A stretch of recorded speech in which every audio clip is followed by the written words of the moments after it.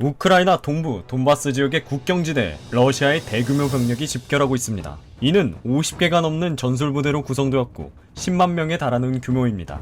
우크라이나 정부는 땅이 얼어붙고 진흙이 충분히 굳은 1월 중순쯤을 러시아의 침공 시기로 내다보고 있습니다. 만약 나토와 러시아의 이견이 좁혀지지 않아 무력 충돌로 이어지게 된다면 2차 세계대전 이후 최대 규모 충돌로 이어질 것이라고 전문가들은 입을 모으고 있습니다.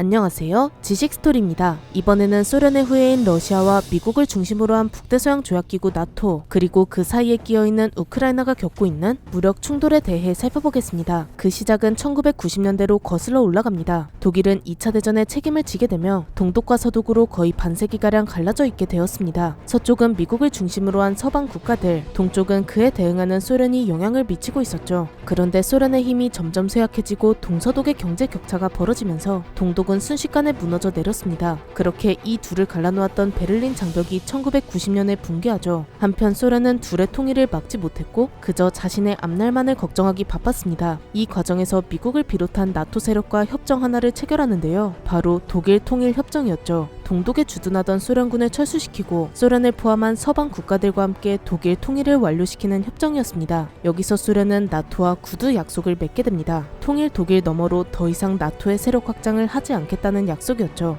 그리고 그로부터 1년 뒤에 소련이 붕괴했으며 그 뒤를 러시아라는 국가가 이어가게 됩니다. 소련의 붕괴 이후 기존 소비에트 연방이었던 수많은 나라가 떨어져 나왔는데요. 이는 러시아의 세력도 점점 약해지게 만들었습니다. 물론 소련의 후예답게 강력하긴 했지만 미국과 견주기에는 여러 가지로 많이 부족했으며 나토 가입국은 점점 늘어났습니다. 1999년 독일의 동쪽에 위치한 체코, 폴란드, 헝가리가 나토에 가입했고 2004년엔 불가리아, 루마니아, 슬로바키아, 슬로베니아가 합류했고 러시아와 직접적으로 국경을 마주하는 발트 3국인 에스토니아, 라트비아, 리투아니아도 나토에 가입하게 됩니다. 이를 통해 2004년 러시아와 나토 사이의 완충지대가 완전히 사라졌죠. 여기서 끝나지 않았습니다. 2009년엔 알바니아, 크로아티아, 2017년엔 몬테네그로, 2019년엔 북마케도니아가 나토에 가입합니다. 유럽의 중립국을 제외하고 대부분의 국가가 나토에 가입했으며 여기엔 상당수의 옛 소련 국가도 포함되어 있었습니다. 그리고 이제 옛 소련의 중심 도시 중 하나인 키예프를 수도로 두고 있는 우크라이나까지 나토 가입국 명단에 이름을 올리려고 논의 중인 단계였죠. 러시아는 더 이상 이 상황을 두고 볼 수 없다고 판단하기 시작하는데요. 그제야 러시아는 강력한 수준으로 나토에게 항의하기 시작합니다. 사실 러시아는 이 밖에도 정말 여러 가지 불만들이 쌓이고 있었는데 나토 가입국이 늘어난다고 거기서 그치는 게 아니라 이 국가들엔 미국의 무기들이 배치된다는 사실도 큰 불만이었습니다. 특히 폴란드와 루마니아에는 러시아의 미사일을 방어할 방어 시스템이 구축됐고 러시아를 직접 공격할 미사일도 상당수 배치되었습니다. 특히 러시아 앞바다까지 친히 찾아와주는 미 해군의 함정들에는 마크 41이라는 수직 발사기가 있는데 여기엔 토마호크 미사일, 시스페로 미사일, SM-2, SM-3 등 각종 미사일이 탑재되어 러시아를 견제하고 있습니다. 여기서 우크라이나에도 많은 미군 무기가 배치된다면 10분 내로 모스크바를 타격할 수 있게 됩니다. 러시아는 여간 심기가 불편한 게 아니겠죠. 특히 흑해에도 수많은 나토 가입국이 있기 때문에 러시아의 안방과도 같은 흑해에서도 나토 해군의 수많은 훈련이 진행되고 있습니다. 게다가 얼마 전 영국 해군의 HMS 디펜더호는 흑해 내에서 러시아 영해를 진입하기도 했는데요. 러시아는 극대노하며 공군을 투입하고 HMS 디펜더호 근처로 폭탄을 발사하면서 방어했습니다. 또 근처에서 미군 P-8 초계기와 러시아의 수호이-35가 초근접 비행을 실시하면서 사고가 일어날 뻔한 상황도 여러 번 발생했죠. 이런 나토의 연합훈련과 군사활동은 러시아와 지리적으로 바로 붙어있는 발트 3국에서도 지속되고 있습니다. 심지어 이곳에는 1000명에 달하는 나토 지상군이 주둔하고 있습니다. 이렇게 흑해와 발티해가 완전히 나토 국가에 붙잡혀 있으니 러시아는 북대서양 쪽으로 함정을 보내는 것조차 신경 쓰이는 상황이 되었죠. 이렇듯 러시아의 속을 뒤집는 수많은 상황들이 겹쳐갔고 러시아는 이제 우크라이나만은 절대 나토에 가입하면 안 된다는 입장입니다. 아직 우크라이나를 공격하겠다고 선언한 것은 아니지만 국경 근처로 10만에 달하는 병력이 몰려왔고 지속적으로 훈련을 진행하고 있습니다. 나중에 공세가 진행되면 우크라이나는 약 17만의 병력이 투입될 것으로 보고 있죠. 이 17만 명이라는 규모는 절대 적은 수가 아닌데요. 대한민국 국군의 3분의 1 수준에 달하는 엄청난 규모입니다. 그것도 일반군이 아닌 러시아의 정예 병력이 투입될 예정으로 아마 우크라이나는 제대로 된 방어도 수행하지 못하고 짓밟힐 가능성이 큽니다. 그럼 우크라이나는 어떻게 하고 있을까요? 나토에 가입해서 미국 편에 붙어야 할지 아니면 중립을 선언해야 할지 참 애매한 상황에 놓여 있습니다. 이는 돈바스 전쟁과 비핵화 과정 때문으로 우선 돈바스 전쟁은 칠러 성향의 반군과 우크라이나 정부군의 전쟁입니다. 두 세력이 돈바스 지역에서 싸우고 있죠. 이들은 우크라이나로부터 독립해 러시아에 편입하는 것이 목표입니다. 2014년부터 지금까지 이어져 오는 이 전쟁은 러시아와의 외교 관계도 어렵게 만들었습니다. 작전 중 러시아 국적의 사람이 죽기도 했고 러시아가 간접적으로 병력과 무기를 지원해 우크라이나를 힘들게 만들었죠. 당연한 말이지만 러시아는 이런 지원을 행하지 않았다는 입장을 내세웠는데요. 부대 마크를 다 떼어버린 러시아 병력을 투입하고 시치미를 딱 떼고 있습니다. 그러다 러시아 병사가 우크라이나에게 포로로 잡히는 경우도 있었습니다. 자신은 러시아 부대 소속이라며 자백하는 영상도 뿌려졌죠. 이런 상황에서 미국은 우크라이나를 자신의 편으로 만들고자 많은 경제 지원을 약속했는데요. 대신 여기에서도 조건이 있었습니다. 소련이 붕괴되면서 우크라이나 지역에 남게 된 수많은 핵무기들을 폐기하는 것이 그 조건이었죠. 물론 우크라이나에 있는 소련의 핵무기는 발사 장비들이 러시아에 있어 실제 사용은 조금 어렵지만 사실 발사 장비를 만드는 게 핵을 만드는 것보단 훨씬 쉽습니다. 미국 입장에선 이런 위협을 뿌리 뽑는 것이 아무래도 안전하겠죠. 이렇게 우크라이나는 미국과 부다페스트 안전보장 각서를 통해 핵무장을 포기하게 됩니다. 그럼 러시아를 상대로 자신을 지킬 카드를 잃어버린 것으로 핵이 없는 우크라이나는 러시아 입장에서 먹기 좋은 떡일 뿐입니다. 이는 러시아에게 크림반도를 뺏기는데 영향을 미치게 되었죠. 우크라이나는 이제 미국이 아니라면 자국을 지킬 힘이 없는 것과 다름없습니다. 그렇게 미국과 러시아 사이에서 이러지도 저러지도 못하는 상황이 되었습니다. 그럼 이렇게 생각할 수도 있는데요. 아직 우크라이나는 나토 가입을 하지 않았으니 큰 전쟁으로 확전될 여지가 없지 않냐고 말입니다. 하지만 미국과 영국 등 많은 국가들은 러시아가 무력 충돌을 일으키게 된다면 자신들도 가만히 있지 않겠다고 경고하고 있습니다. 바이든 대통령은 푸틴과의 화상회의에서 다음과 같이 말했습니다.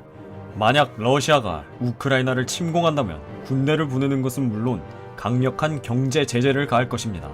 미국이 여기서 말한 경제 제재란 유럽 쪽으로 들어가는 러시아의 가스관을 잠가 가스를 못 팔게 하겠다는 것이죠. 그럼 러시아는 전쟁도 해야 하는 상황에서 자원 수출도 막혀버리니 다시 큰 재정난을 겪을 수밖에 없습니다. 여기서 영국도 한술 더 얹으며 동조했습니다. 우리 영국도 러시아의 극단적인 선택이 일어난다면 군사적 행동을 피할 수는 없을 것입니다. EU도 가만히 있지는 않았습니다. 우크라이나 주권과 영토 보전에 대한 강력한 지지를 거듭 강조합니다. 우크라이나에 대한 추가 군사적 침략은 막대한 결과를 초래할 것이며 그에 대한 대응으로 심각한 대가를 치르게 될 것입니다. 영국과 미국이 러시아의 행보에 어떻게 대응할지는 아직 밝혀지지 않았지만 강력한 군사 대응으로 러시아에게 엄청난 피해를 안겨줄 것임이 엿보입니다. 다들 러시아의 군사 행동에 반발하고 있는데 러시아는 과연 어떤 입장을 보이고 있을까요? 과거부터 러시아의 입장은 한결같았습니다. 2014년에 푸틴이 언급한 말은 매우 강력한 메시지를 전달했는데요. 만약 내가 마음만 먹는다면 우크라이나의 수도 키예프는 2주 안에 러시아의 영토가 될 것입니다. 최근에는 나토의 동진을 멈추지 않는다면 자신들도 살기 위한 방법을 모색할 수밖에 없다는 입장을 내보이면서 한치도 물러설 생각이 없어 보입니다. 11월 30일 푸틴이 말한 내용을 보면 그 의지가 어떤지 알 수 있죠.